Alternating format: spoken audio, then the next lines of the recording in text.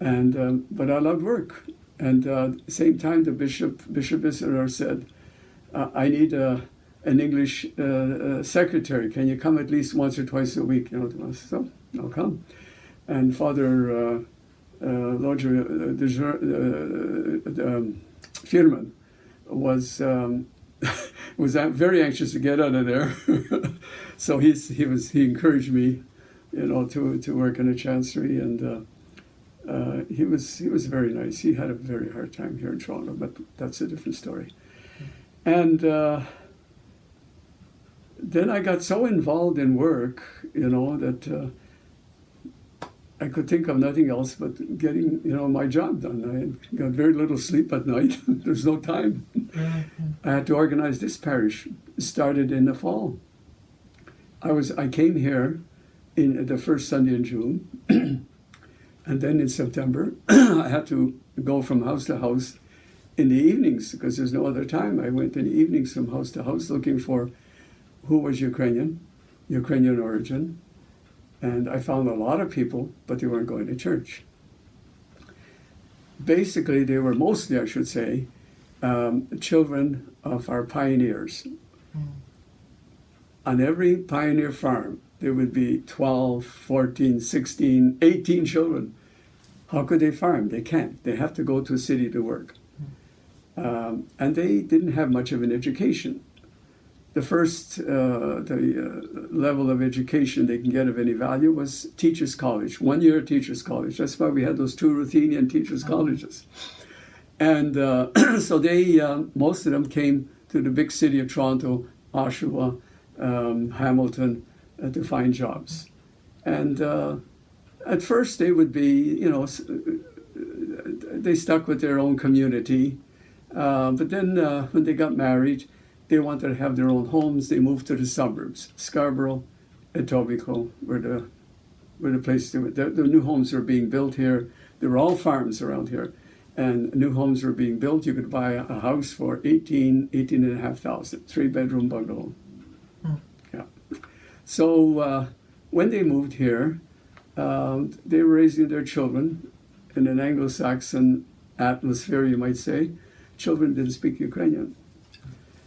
So the Ukrainian community rejected them because the Ukrainian community was basically then the one that came after the war.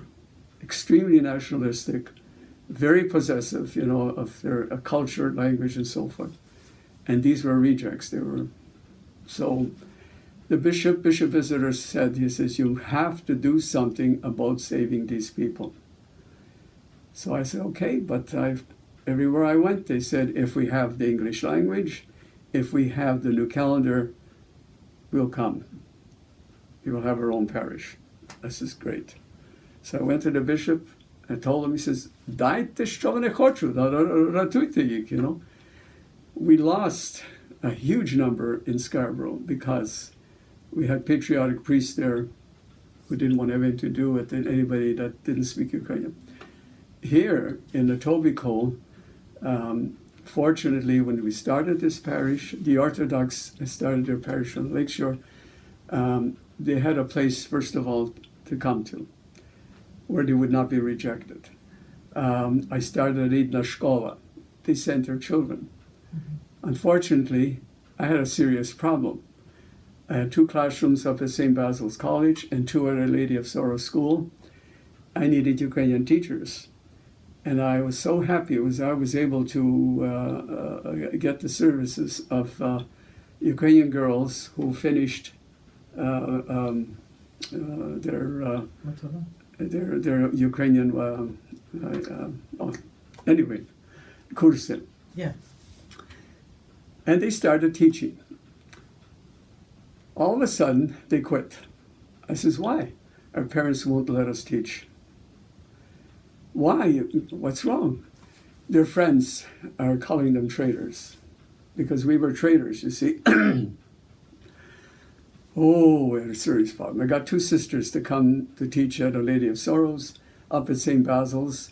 I got a Polish lady to come to teach a catechism, and I taught whatever I could in Ukrainian.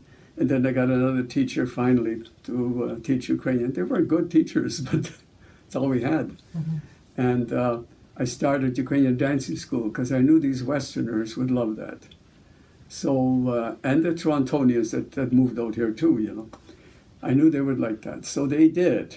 And I organized summer camps. We had all kinds of dances, the type of dances Westerners liked, you know. We had a women's, I organized a women's league. Unfortunately, the Ukrainian Catholic Women's League rejected them, wouldn't take them as members. Yeah, that's the way it was. And there were all kinds of rallies held at downtown at the UNO Hall and the SUM Hall, rallies that we have to be eradicated. The Basilian Fathers have to be eradicated. Bishop Rusnak has to be eradicated because he calls himself a Slovak and he's a Lemko. You know, there was intense nationalism at the time.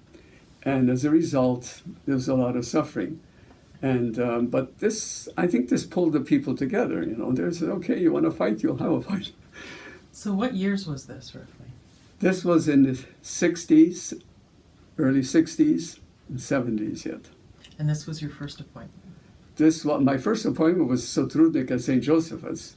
This was a part-time job. But after 4.5 years, I told the bishop, I can't handle it. I said, it's either one or the other. So he said, you stay there.